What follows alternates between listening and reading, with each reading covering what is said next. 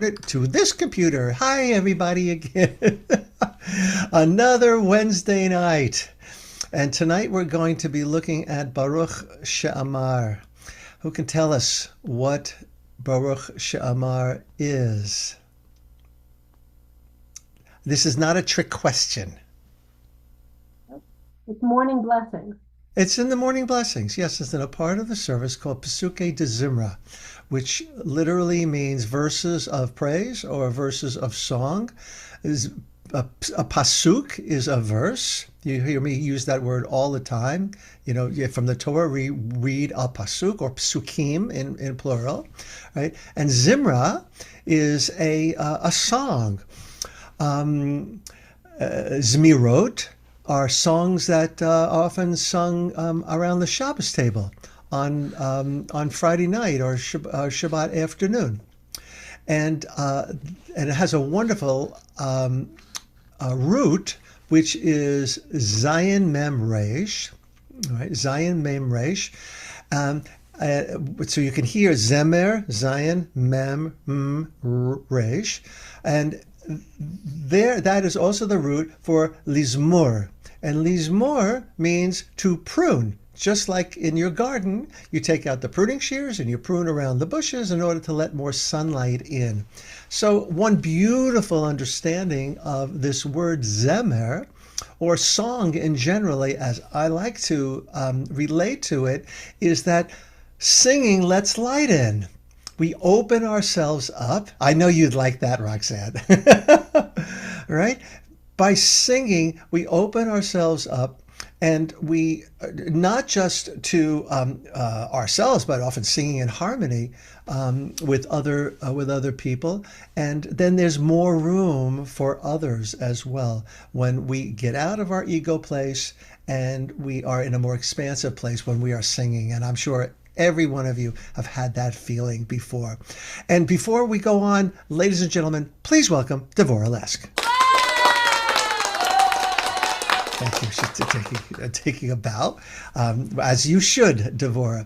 So Pesuke de Zimra, in our Siddur, this appears in our Siddur, Baruch She'amar, after some other prayers and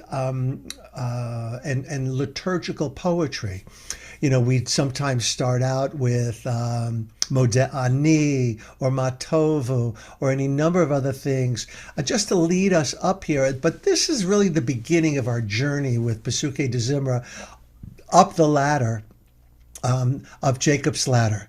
So this is, when we start here, we know that we are in Asiyah. We're in the most basic material part of our lives, the world, and we're going to use the Siddur in order to, I might say, lose ourselves and find ourselves at the same time. You know what I'm saying?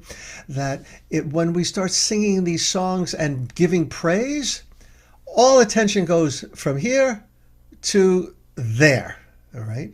And I'm not going to point upwards, because if you don't know me by now, you know that I'm not really into hierarchical Judaism or Jewish spiritual understanding, and neither a vertical God, all right?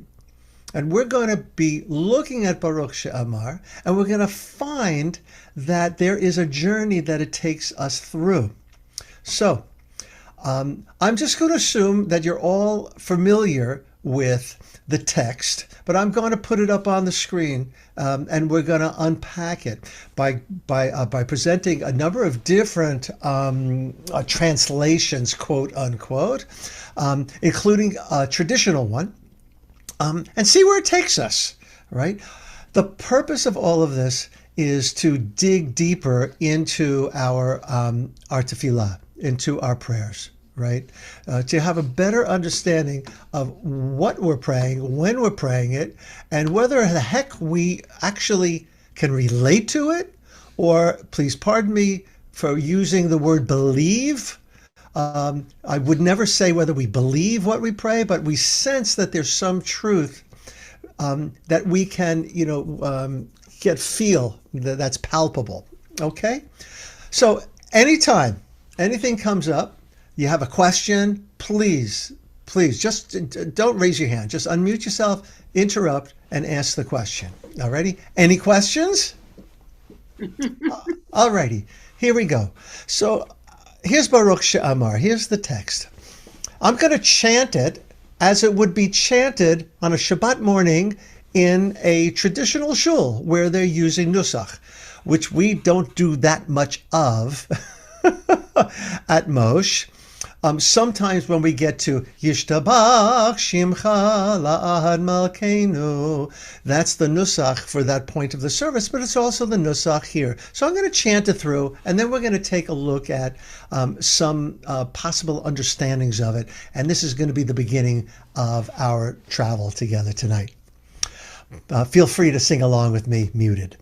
Baruch She'amar v'haya ha'olam Baruch Hu. So you can hear da-da-dai, di-di-dai, yi-di-dai, dai-dai-dai-dai. Baruch oseh v'reshit, Baruch omer v'oseh, Baruch gozer umekayim, Baruch merachem al haaretz, Baruch merachem al habariot, Baruch mishalem sachar tov lire'av, Baruch chayla'ad v'kayam lanetzach, Baruch podeh umatzil, Baruch shemo. It says Shema here because this is an alternative.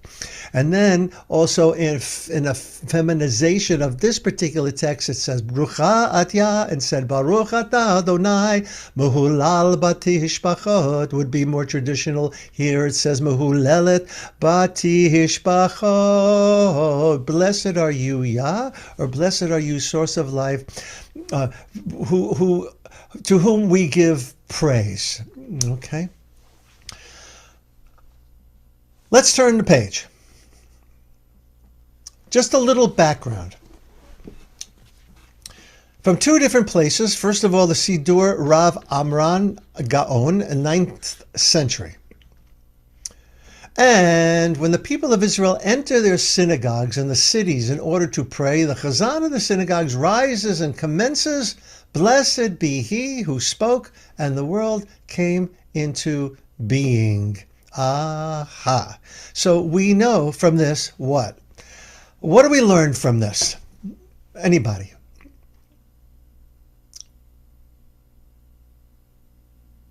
What do we learn about Baruch She'amar from this quote, or from this insertion into the Sidur of the Rav Gaon?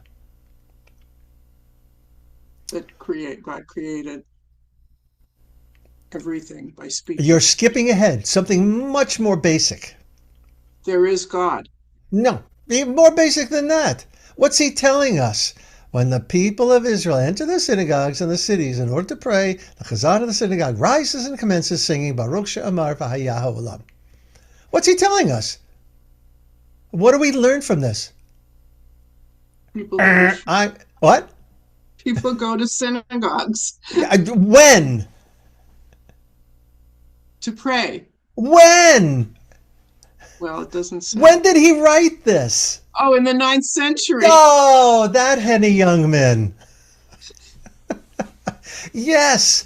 So we know that this dates back at least to the 9th century, right? That Baruch She'amar, that we sing every morning in shul, and that we sing every Shabbat morning at Moshe, right? One of the few pieces of tefillah that we do use, right? It goes back to the 9th century. How do we know that? Because the Rav was good enough to put this into his Sidur and tell us that this is a minhag. This was a custom of the time, right? All right. So now we're going to go a century later, the 10th century, Natan HaBavli, entering below. Okay, below who? The exilarch. He was the macha, right? He would be the macha of the area of which he was overseeing the Jewish population. Entering below that person. So you can even get a picture here of 10th century synagogue.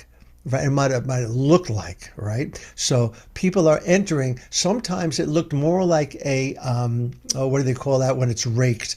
If you got an amphitheater, right? Kind of. So you could picture that there would be youth coming from below. The Exarch probably was sitting on high. Comes youth chosen from among the chiefs of the community and their leaders, distinguished youth, adept in voice and melody, with pleasant voices and acquainted in every manner. Meaning what? They were yeshiva bachas, right? They were very, very familiar with the minhagim, with the customs of the time. The Chazan HaKnesset. What's the Knesset? What's the Knesset? Come on, Rachel, what's the Knesset? Bet Knesset Yeah, what is it? is where we gather. That's right. Well, the word lehikanes means to enter into. So the Knesset in Israel, right, is the government building that people enter into. That's why it's called the Knesset. Why is it called the Beit Knesset? Some shuls, it's because it's the house that you enter into for prayer. Okay, lehikanes, to enter. With pleasant voices, the Chazan HaKnesset, meaning basically the cantor, the Chazan of this shul, intones. Baruch she'amar v'haya ha'olam. And the youth respond to each sentence with Baruch. So what do we learn from this?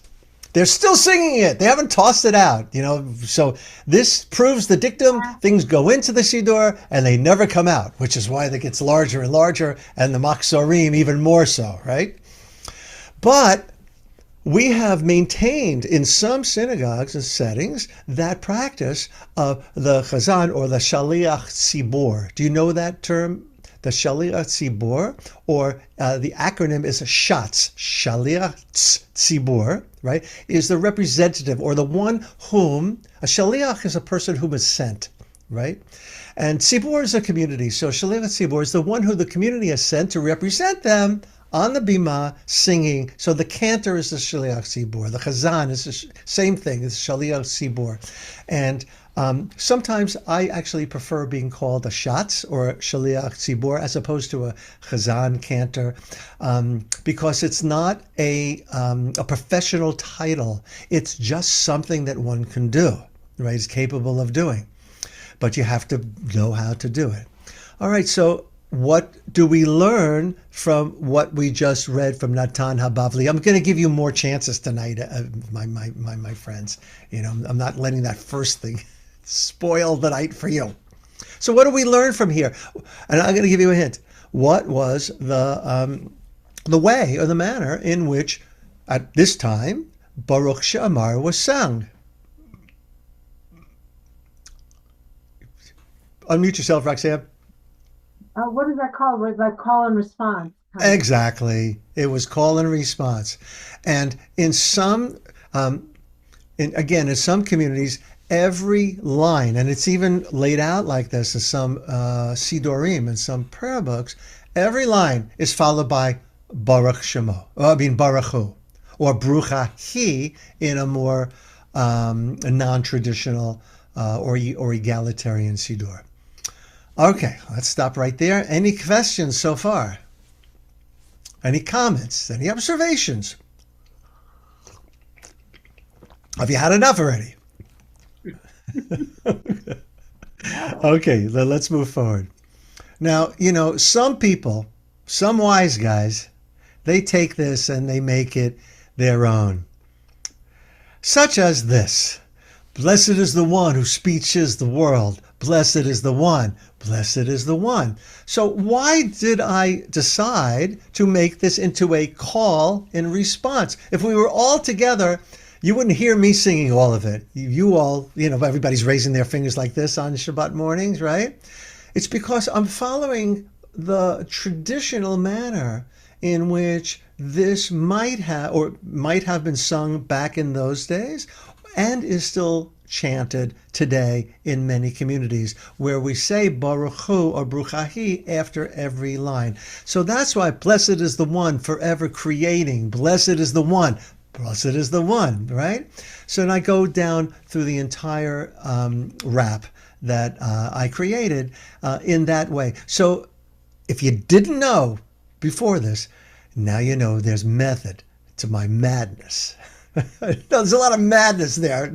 Maybe you don't see a lot of method.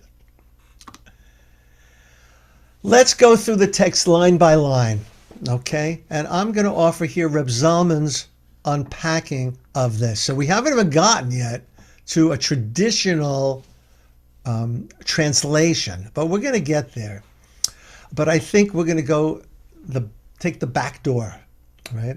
And we'll talk a little bit about each line. If you know a little bit of the Hebrew, right, and you want to make a comment about any of this in the way that Reb Zalman's looking at it, or any of the other translations, or I hesitate, I'm not sure what to call them. They're not translations, direct translations, as you will see, but I don't know what the word is.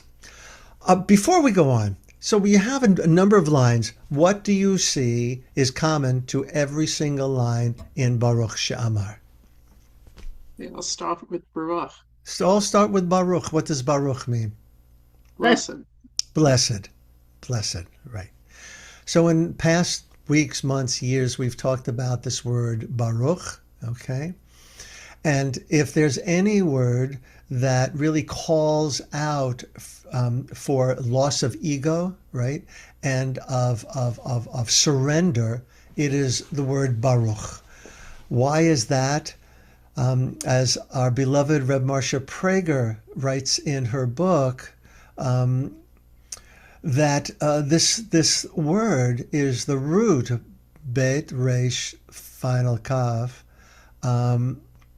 the root for a number of important words to understand really visually and physically what Baruch can do for us. So Baruch meaning bless. Berkayim, a berach is our knees. Berkayim, a berach, our knees.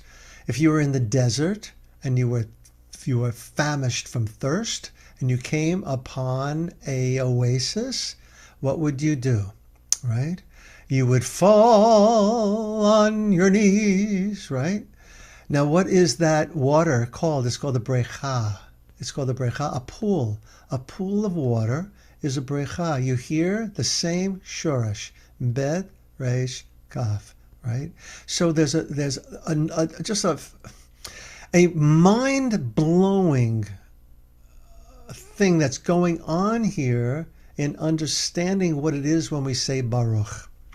Which is surrendering ourselves to the one, surrendering our ego from the place of I made this to you made this, or God made this, or however you relate to the G word. But in any case, I love to point to when President Obama got in trouble, and he in one of his speeches, he said, "You didn't make this," and people got all upset because he thought they were talking about, downplaying or putting down, using their hands as craftspeople. I forget where he does that. He said it, but basically he was saying that, everything we have and everything we see is in divinity's domain, and that God is the creator of all. And when we live from that place, then we're going to treat each other differently. And that's really where he was coming from. So let's look. We're going to be looking at translation, and what the through line for the whole night is going to be the theology. What's the theology behind Baruch She'amar, and what are you going to take away? So the next time that you chant this paragraph, maybe a number of hyperlinks. I mean, that's what happens for me when I'm studying. They get packed away in a hyperlink. I give up any hope that I'm going to remember everything I studied, right? Right, Devorah? As my friend Rabbi Ken Cohen said to me years before I started. Oh no, it was maybe the beginning of my rabbinical study. And I said to him, I don't remember anything. He said to me, Mark, if you remember 10% of what you study, you're going to be so far ahead of the game, right? So he was right. Alrighty, Baruch she'amar v'haya ha'olam. Let's go line by line, and then it's followed by Baruchu or Brucha hi. First line, Baruch she'amar v'haya ha'olam. What other words or the shoresh, the root of words, do you recognize in that line? Let's just try to translate it together in its most simple form. Blessed. Go ahead, Devorah. Well, I've been practicing Hebrew. Amar is said, and She'amar Is what? who said? Who said? She is that in That. this Oh, case. that's it. Okay. Yeah. Blessed is That. blessed is there's going to be a blank there. That's said. Right? The and haya ha'olam. The world was. Then the world came, right? The world was, right? Already? Let's see. There's no drum roll, but blessed one, you talked the worlds into being. So Zalman. It's very Zalman. Blessed is the one who said. It could be also blessed is the one who spoke. What Zalman does in his brilliance, Zalman Zichronot Livracha, and he's watching me right here. He sits on my desk to make sure I... Over here too. My shoulder. I just What- came from my class that I spent 13 weeks learning about him. So what has he done here? If the translation is that you just translated, blessed is that spoke and the world was, the world became. What's the difference between that very literal translation and what Zalman is doing? Go ahead. He made it a verb. Made what a verb? The talking made it. You talked the world into world into being. Well, I think it's similar. Isn't that similar to spoke the world or said the world into being? Talking, saying, speaking. It's not what we're looking for here. We're looking for something that should pop out at you. Baruch she'amar v'haya olam. Blessed is the one who spoke and the world came into being. He's saying, blessed one, you talked the worlds into being. Is it that he put blessed one first, that he's saying you talk the world into being? No? No. Okay. You want me to tell you? Is he talking to God? Yes. Thank you, Sandy. Yeah. Zalman is talking to God.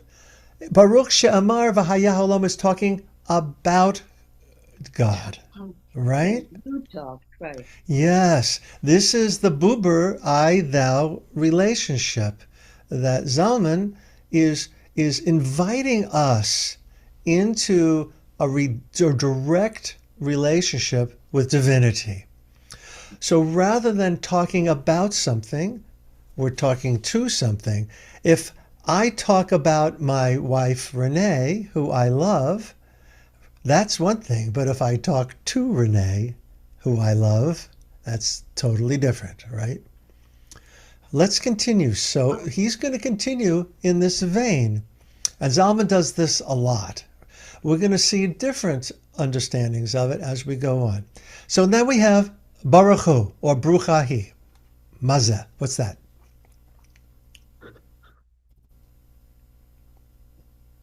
Blessed is he. Blessed is he or blessed is she. Bruchahi. Blessed is he or blessed is she. What a blessing you. Isn't that lovely? It's really lovely. We are no longer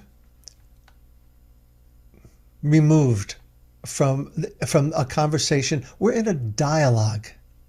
And Zalman wants to get us into that dialogue as soon as possible in the morning prayers.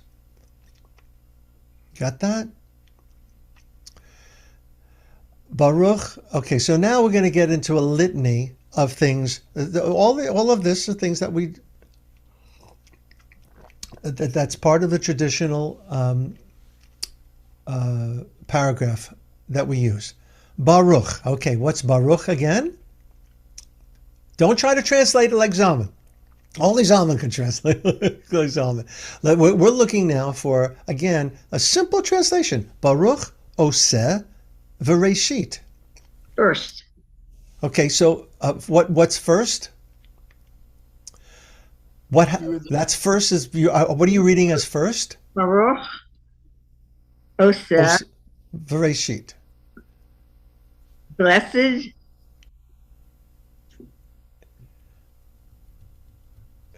is, and I think it might help if we just in our minds say, Right. blessed is God, or blessed is the one, because that it is implied here, right? And by the grammar of the rest of the sentence, but we need a little help here we need to fill in that word in order to help us translate the sentence. So blessed is the one, Oseh V'Reshit, Who made the beginning? who made the beginning. Okay, Bereshit is the very first word in Torah, right? Bereshit bara Elohim et hashamayim v'et haaretz. Right? Bereshit can mean a beginning, or there's a lot of other ways to understand Bereshit. Sometimes it can mean with wisdom, but we're not going there. But let's see what Zalman has to say. Blessed one, all beginnings are yours. Woohoo! Oh, who is right? So there is some theology baked into Zalman's beautiful unpacking here. And it comes with the plural, making beginning plural. All beginnings are yours. Anybody want to take a crack at that, or should I just give a hint? Because Rachel says, why don't you take it? All beginnings. What does it imply? An ongoingness, Oh, what's ongoing? beginnings. Yeah. And Creation. yes, both of those things, absolutely. It's not even hinting at that. That's what he's saying, and he's not making this up, right? He's getting this from our tradition, and I'll speak about that just a tad. But all beginnings are yours. So instead of blessed is the one who creates from the beginning or makes beginning, all beginnings are yours. Every morning in our prayer book, there is this line. Umetuvo mechadesh b'chol yom tamid ma'aseh v'reshit. In umetuvo, you hear the word tov in there? So it's in God's goodness. Umetuvo. Mechadesh, chadash, new. New. Mechadesh b'chol yom tamid. God renews ma'aseh v'reshit, the works of v'reshit, the works of creation, the works of beginnings. Every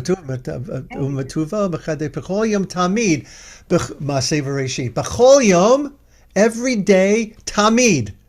What's the ner tamid? Anybody? Eternal. It's the eternal light. It's the light that's always burning. So tamid here, b'chol yom, tamid, every day, continuously. God is creating and recreating every moment. And if God decided to stop, poof, everything would disappear. So when Zalman is saying all beginnings are yours, he's working with the concept that with God is all the constant renewal of creation in every moment, right? Questions about that? Susan, I knew you were going to ask something. Please ask the question. Well, I'm not asking a question. I'm just sharing the translation in the Siddur that I'm using Go to ahead. read about. And Yeah. I think it's really interesting, and it's really so different than the approach that Zalman takes. Yeah. Translation is, "Blessed is the one whose thought sustains the world's existence." Wow, that's even way further out than the translate. It's not a simple translation. Let me guess. Wait, you're using the Reconstructionist Siddur? No, I'm using "Renew Our Hearts," the Siddur for Shabbat Day. Siddur for? Shabbat Day. Who's the author? Who's the author? Uh, uh, there really isn't a uh, Well, go. there. Who's the editor? Who's the It's editor? it's beautiful. Read it one Well, more the time. editors. It's published by Ben Yehuda Press. Bayit. Oh, it's Bayit. Bayit. What? Comes from Bayit? Bayit. Yeah. Bayit. Yeah, that's Rachel Rose. That's uh, And I like it a lot. And I think that's the Velveteen Rabbi, Rosenblatt, Rachel Barenblatt. Barenblatt. I say yes, Rosenblatt. thereabout.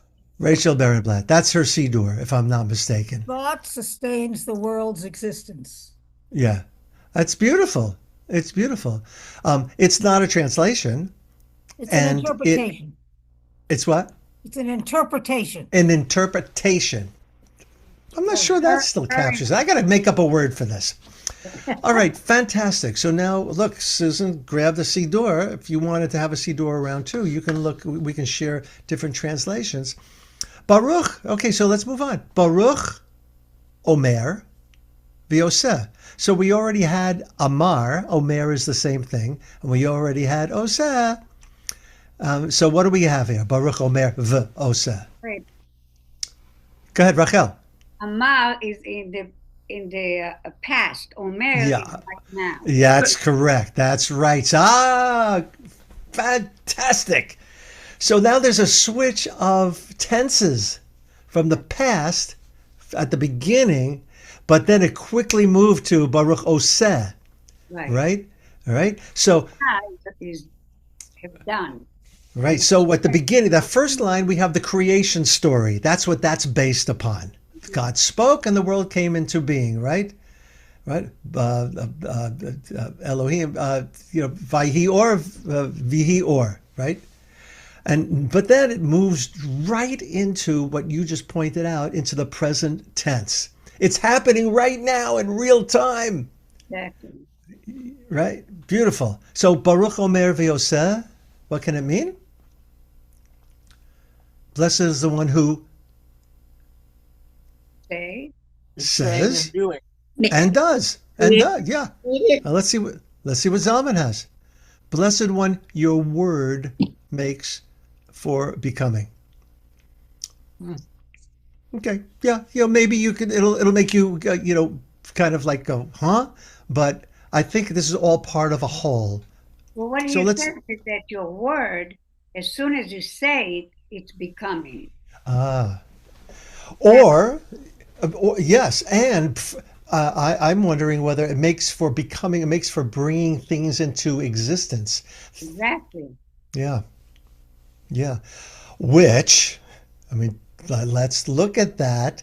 In Christian thought, there's so much emphasis on quote unquote the word, right? And the word plays a part. The word is holy, and this whole concept that the primary mover, I think I'm quoting Aristotle, let's call it Elohim right now, brought all this about through the spoken word. And let's face it, there's a little bit of anthropomorphizing going on here because we only have words with which to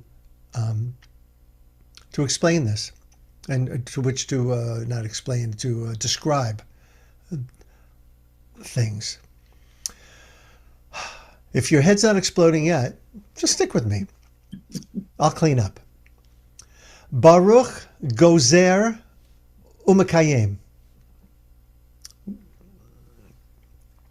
Blessed is the one who I'll tell you here. It's who decrees, who basically says, this is what's going to be, Right. That's right? Ra. Umakayem. What's that? It's like from the word gzera. You just goes there. This is right. Absolutely. And but not only does that, establishes, right? But then umakayem. Chai chai v'kayam. David Melech Yisrael chai chai v'kayam. David lives and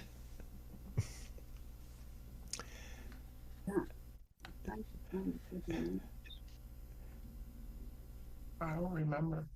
it kind of like if you bring something into the world, you want to then take care of it and then establish it so that it is kind of like forever and it self takes care of itself. So Sustainable. let's see what Zalman says.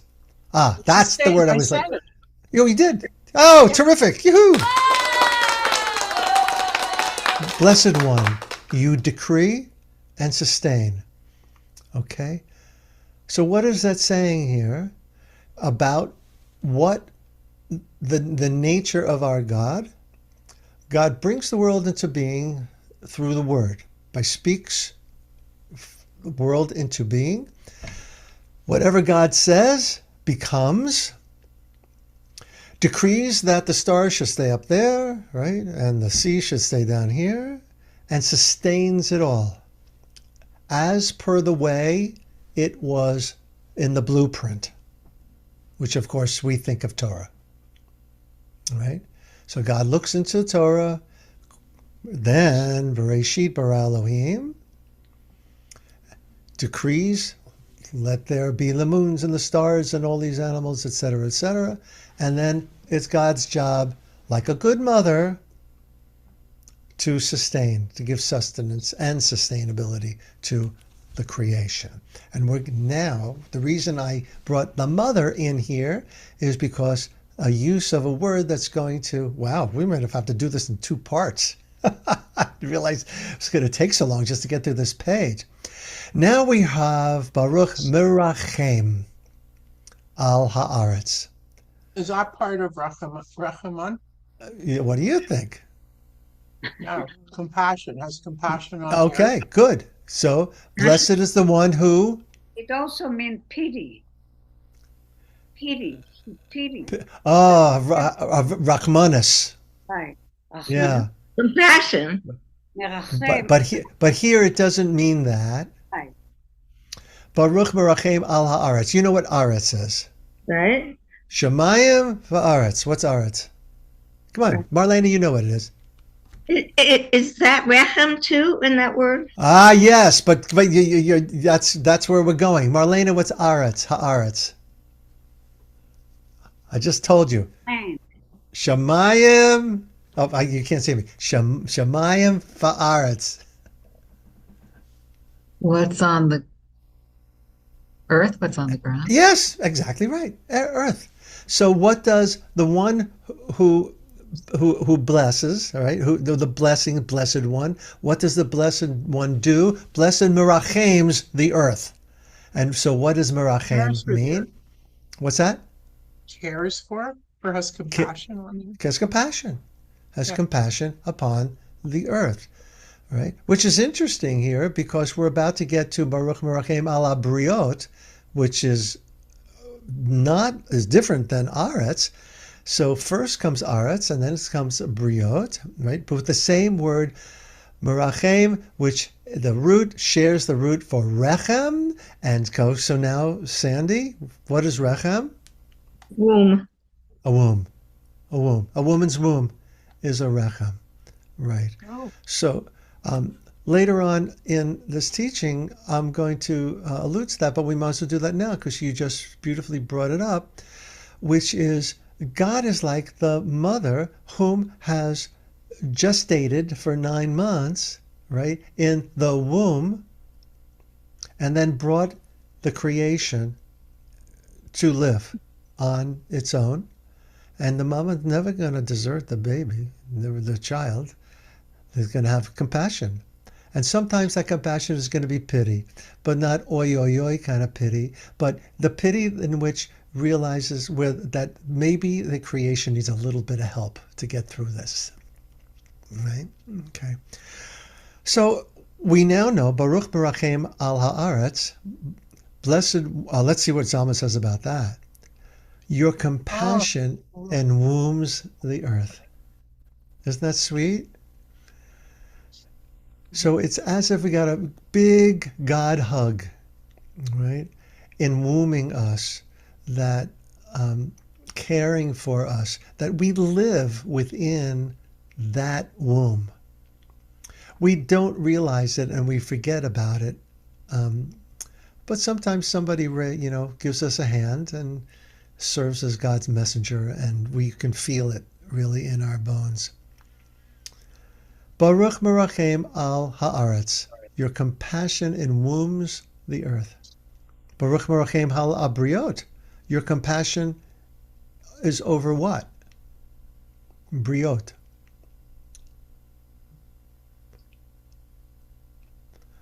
What's the shoresh in there? What? Leah? Is that like It's not like thoughts.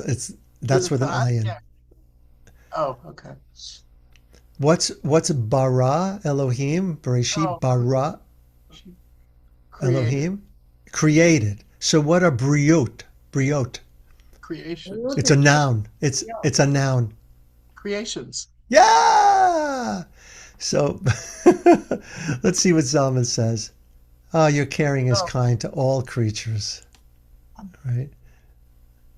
Yod. There's a word missing on the next line. It's Baruch. Right?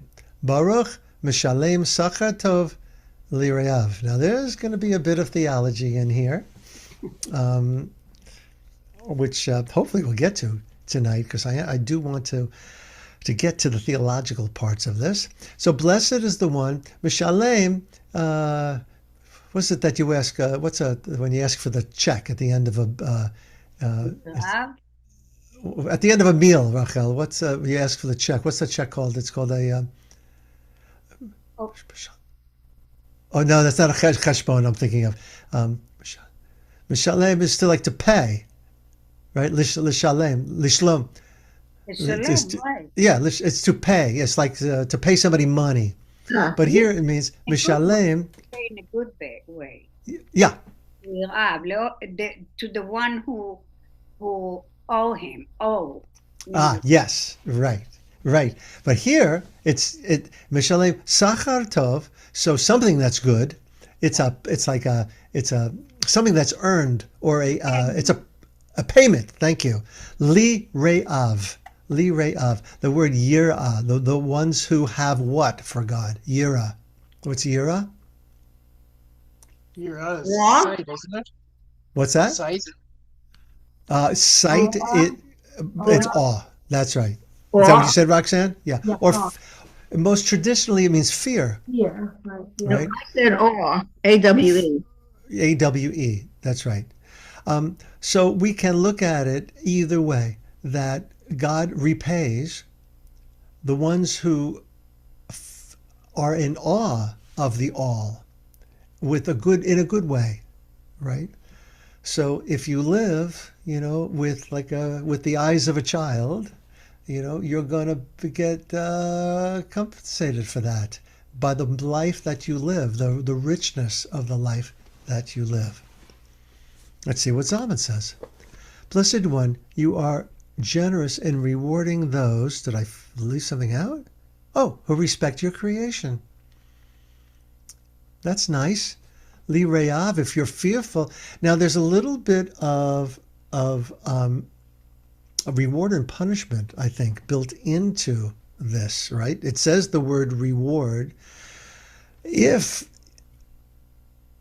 this is, part of our theology, Baruch Mishalem Sachar Tov Li Re'av, the opposite has to be true as well.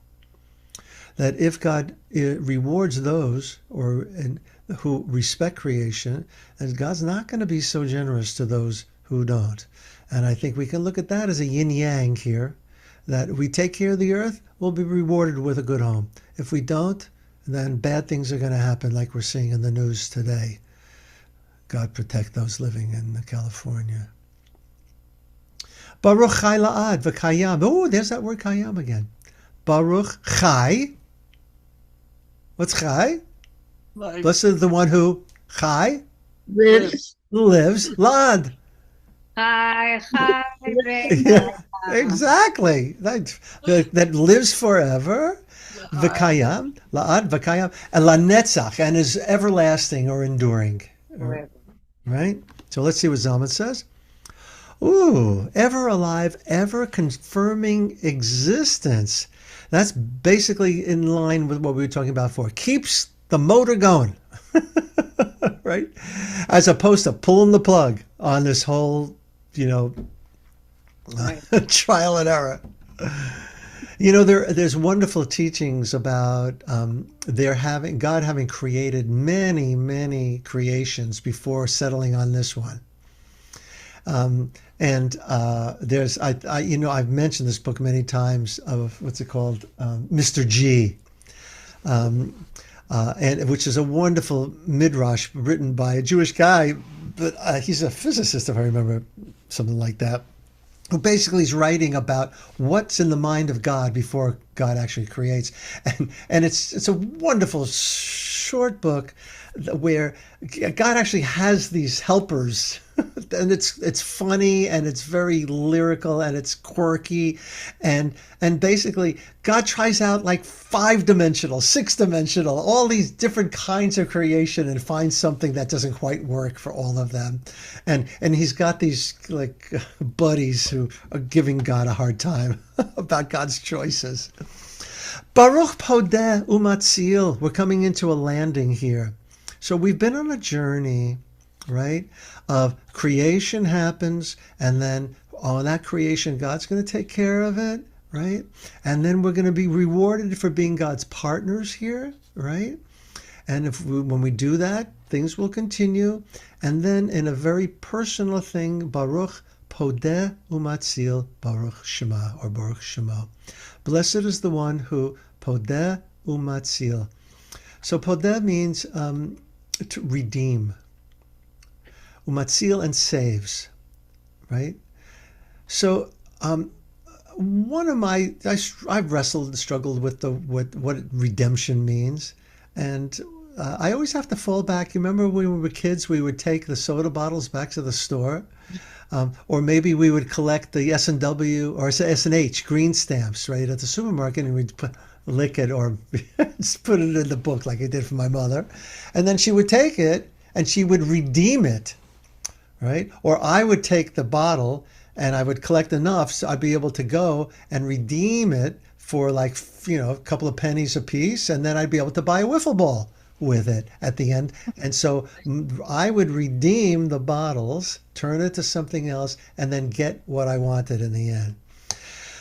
I don't know if that helps us get any closer, but what we mean by redemption and being saved, I have my personal understanding, but if you would like to share you give it a shot and share with us like how you look at those, or how you struggle with it, I would love to hear that. So what can you say what the words are? Podeh and Podeh umatzil. So during Hallel, right? Ana Adonai Hoshiana, and then it's Ana Adonai Hatzlichana. It's the same word, Matzil, Hatzlich, right? Hatzlichana, to save us, right? To be saved or rescued. Like podeh is to rescue. Yeah, rescue. Yeah. Well, I've never understood the word redeemed. Like we talk about it at Pesach also. Mm-hmm, I that's mean, right. why is it called redemption? I've never understood this, what it really means. So if you take my story about bringing the Coke bottles to the store and redeeming them, You get something, right, for it. Who's doing the redeeming in our theology, in our understanding? God. God. God's doing the redeeming. So It's God God is doing the redeeming. what's that? Say it again. God is doing the redeeming. God is doing the redeeming. So God is doing the redeeming. Right. God is doing the taking back of us after we are worthy of redemption. My Coke bottle is not worthy of redemption until I take it to the store. So I had to do an action. I had to see value in that Coke bottle or in those. The S&H stamps had no value whatsoever until they were taken to the redemption center, right? Mm-hmm. So perhaps we think of our lives and the whole matrix. I use that word with intention. The matrix of existence as a large redemption center, that we are working to clarify ourselves in this lifetime in order to be worthy of redemption, being taken back and welcome home when that time comes, right? We're working to purify an imperfect life, right? We're all imperfect. It's really difficult, and I think that's a whole course in and of itself, and it's a philosophy course. But we say, let's see what Zalman says. Blessed One, you make us free, you rescue us. You make us free. Now, he could mean, and I wish I had asked Zalman about this. What does it mean you make us free, Zalman? Does that mean you make us free to choose which way to go? You give us limited free will if we choose. I talked about this last Shabbos, didn't I? That each of us has a unique path to take, and we have free will whether to walk the walk or not. And so maybe, is that what Zalman is saying? I'm not quite sure, and I can't speak for him. But you make us free, you rescue us, and I'm wondering whether rescue us means you rescue us from ourselves, right? You show us signs in order to grow into the most Moshe Bear as I can be, right? So the words again, please. Yeah, I'm sorry. Thanks. Baruch podeh umatzil.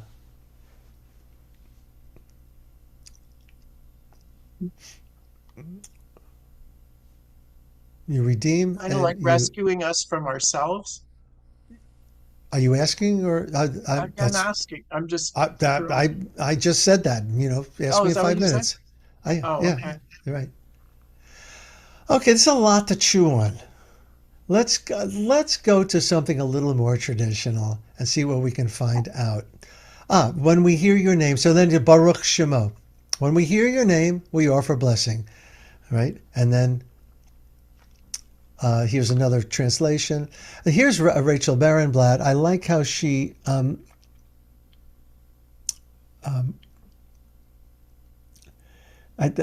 she's just a magnificent poet. The second paragraph, Almighty, we can't imagine infinity without growing weary. It's hard to remember your mouth is purely metaphor. Though speech is real. You speak every atom in the universe, a mighty chord resounding. I'm thinking of Holt's planet, right? If you ever chose silence, even for an instant, we would blink out of existence as though this experiment had never been. She's much better at putting it into words than I am. But that's exactly what I've been saying, right? If you ever chose silence, if you ever chose to end this experiment, right, and pull the plug, even for an instant, we would blink out of existence as though this experiment had never been. Beautiful, right?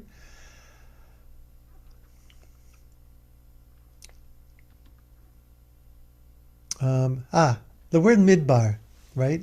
That's one of the books of Torah, Bamidbar. Midaber, daber, dibarti, I've spoken. It also means the midbar is a desert. So it's a place where, you can hear your voice traveling for hundreds of miles or not. It's connected to the word midaber. Though these words come from the same Hebrew root, indicating a profound relationship. I got this, I think, from Chabad site. In Jewish tradition, the power of speech is a creative force. We know that from Baruch She'amar. We say in our morning prayers, Baruch She'amar v'haya olam. Blessed is the one who spoke and the world came into being. But did you know, and this I knew before, the magician's phrase, abracadabra, comes from the Hebrew, bara, abba, as I create, abra, kadabra, as I create, as I speak, is basically what it means, literally to create through speech. Isn't that cool? Abracadabra comes right from the first line of Torah, right? You never heard that before, Rachel? Isn't that great? I did not know that. Right? And then God pulls the rabbit out of the hat. That's amazing.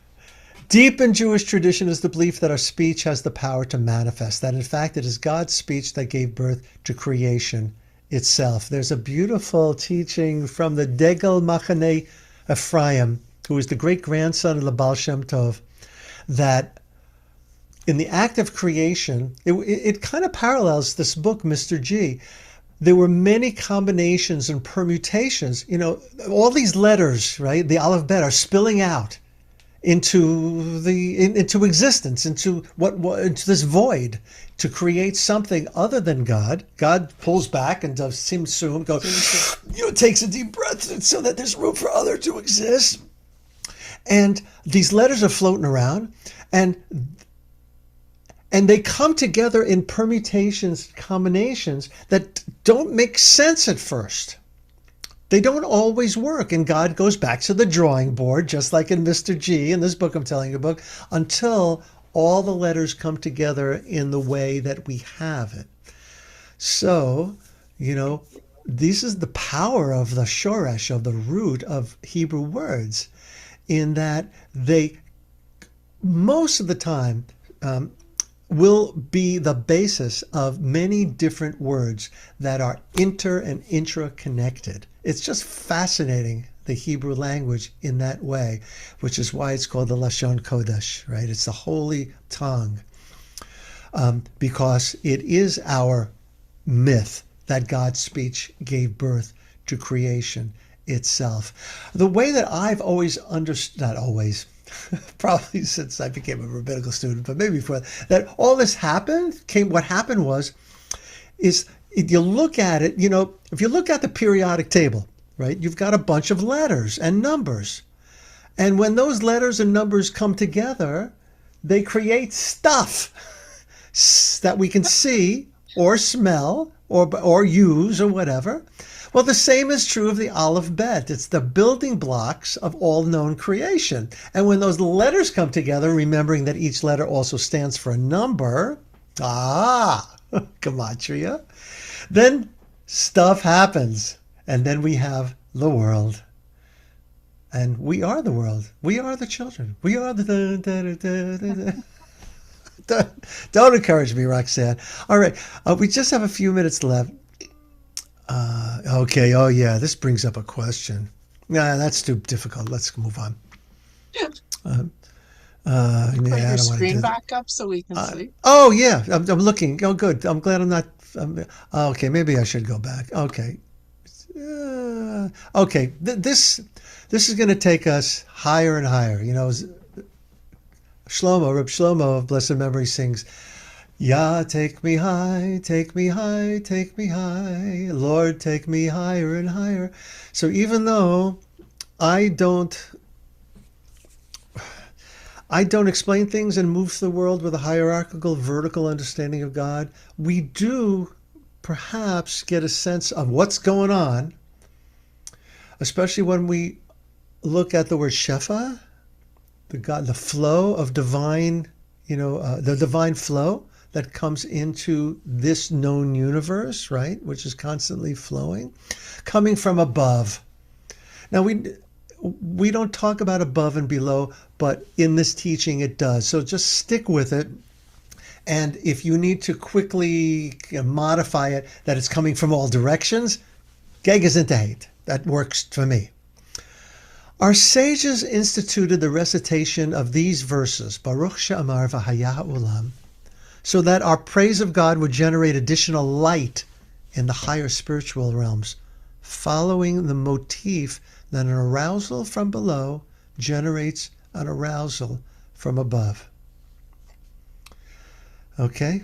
It sounds like molecules Well, yeah, with we're atoms moving. and We are neutrons. moving molecules around, right? But in the spiritual realm, right? So and this is a very basic Hasidic teaching, is that our actions affect the Godhead, right? God doesn't exist outside of creation. God's part of God's own experiment. It could blow up in Frankenstein's laboratory. For example, praising God's kindness and generosity arouses these attributes above and calls forth their expression. The godly light, thus generated, then enables the Jewish people to bond with God on a deeper and more encompassing level. Following the motif, again, that an arousal from above generates an arousal from below. There is a dialogue that is going on, and the angels, what are they doing? They're going up and they're coming down, right? Right? They're olim v'yordim. They're going up and they're coming back. If you think of prayer in that way, then this is what this is talking about, that there is a cycle, just like the seasons, but more like the cycle of how the rain, it gets seeded in the clouds, and then it rains, and then the rain lifts up in the forms of what's that called? The water cycle, right? Above and below. But there's a question here. What does God need our praises? Nevertheless, the very basis of this dynamic is difficult to understand. On this earthly plane, one person will be motivated to bring out his hidden potentials through the praises recited by another. If I say, Sandy, how beautiful you are, right? That might bring out in you something you never understood about yourself, right? This is why it's important to support each other and give praise to each other where praise is due, right? These praises are effective because the two or more are less on the same level. And therefore, the praise is meaningful and stimulating. So if I say to you as another human being, Roxanne, I love your voice, right? And I love what you did with that song, right? It motivates me. It lifts you up. We rise together. But how can praises uttered by man, and woman, of course, a limited creative being, be significant to and therefore arouse the kindness and mercy of God, the unlimited creator? That's chutzpah, I think, is what the question is bringing out. To think that our prayers can affect the Creator, HaRachmana, God, Yud-He, Vav-He, can arouse above, whatever above means. I'm using language that I'm going to have to run out the door screaming because it's never enough. Right? You know what I'm saying when I say that? It's never adequate. It was better. Our words are never adequate.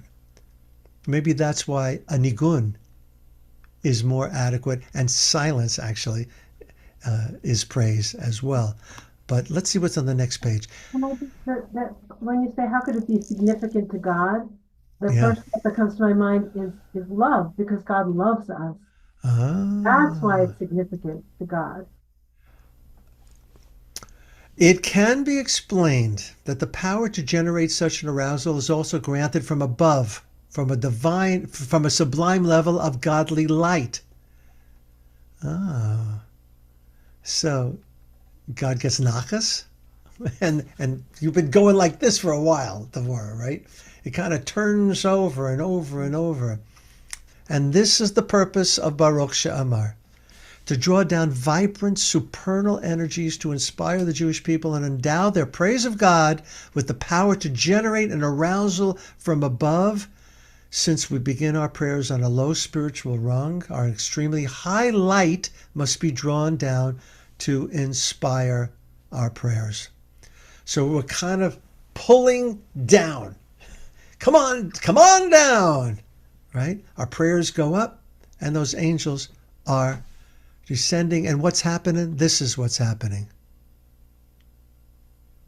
Love. Light. The light shines. The light shines through. Okay, before we call this to a close, isn't this beautiful? Like how we never stop to think, I'm not going to do this on Shabbos morning, and it's such kavod to you all for coming tonight, and I pray that the next time we chant Baruch She'amar, that just one thing's going to arouse you, and maybe a smile will come to your face, and your prayer will be so enriched by this quote unquote knowledge that you now have.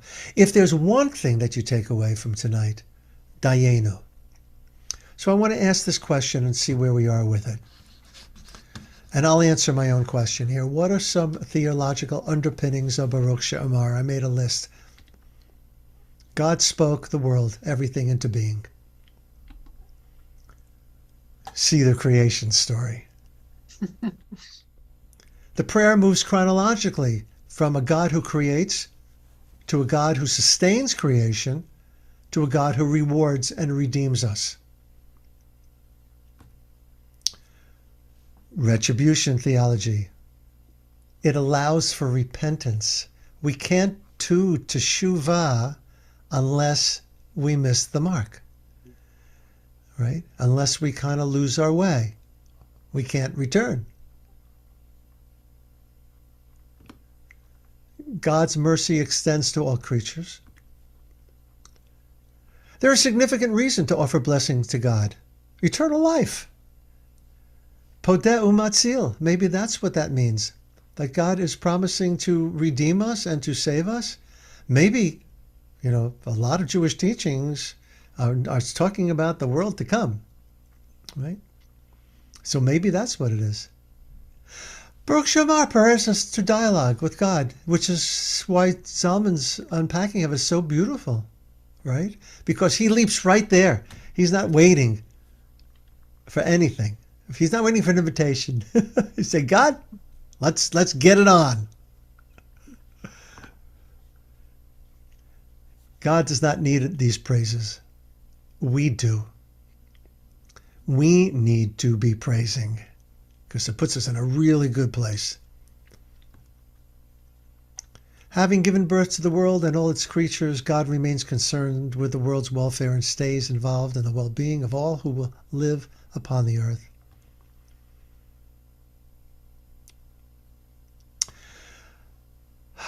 Baruch merachem al aretz, Baruch merachem al abriot. These are the lines that use the word merachem, right? Of being enwombed, right? God has compassion upon the earth and upon God's creatures. The rabbis maintain that God can only create the world by mixing justice with mercy, and this is a midrash from Genesis Rabbah, which is a collection of midrash, of stories on Genesis. And it teaches it may be likened to a king who had empty vessels. And the king said, if I put hot water into them, they will crack. If I put ice water into them, they will contract. So what did the king do? He mixed the hot water with the cold and poured the mixture into the vessels, and they endured. Kayam, right? They endured. Last but not least, similarly, sorry, I like the HBO, the Holy Blessed One. If I create the world only with the attribute of mercy, so that is the water, right? The ice water, right? So this is comparing the vessels now. This is the continuation of that midrash. If I create the world only with the attribute of mercy, sins will multiply beyond all bounds. And if I create it only with the attribute of justice, how can the world last? So the ice will crack, right? And the what was and the hot water will crack and the ice will it'll contract, and neither of those will help the world to endure. The vessels is the world. Therefore, I'll create it with both attributes, justice and mercy. Would it that it might endure, chai v'kayam. And there you see in the Sfirot, Chesed on the right, Din on the left. Chesed being loving kindness, Din being judgment. Din is oftentimes Gevura, right? So strictness, right? Limitations. And loving kindness, God needed to kind of like mix them together. And what do you get when you mix them together? You get Tiferet. And Tiferet is that place of harmony, the place of love, which is what you said before, Roxanne. All right? That's the heart place. That's that place right smack dab in the kishkis of the Sfirot. So, Zehu, question, comment before we wrap it up, Devorah? I have a question. So, when we're talking about us praising God, is it perhaps not that God needs our praise, but by doing that, that puts us in a different space, into a very positive space? And so having said all those prayers and all those words, we are going out into the world with a lot more love and good energy. Amen. Amen. I would use that it prepares, it gets us into a more moachin de gadlut, a more expanded consciousness stage, right? Where that's less egoic than we were 5 minutes ago, right? It doesn't necessarily mean that, I don't think, that it makes us happy. It makes us more prepared to accept what is. And to, in this moment right now, and to be less reactive and more accepting, which then you can call that love. If that's not love, what is? But then what comes after that in the service is saying the Shema and the Amidah. So we have to be at that point anyway. Well, no, So we have a way to go before we get there. right, but I mean that's the ultimate Yeah, goal, but right? that's right. So that when we do get there, and then that leads to the Amidah, where we're standing right on the foot, the precipice, and we're addressing God directly in a very personal manner. I'm going to stop the recording here. Thanks to everybody who's been watching the video.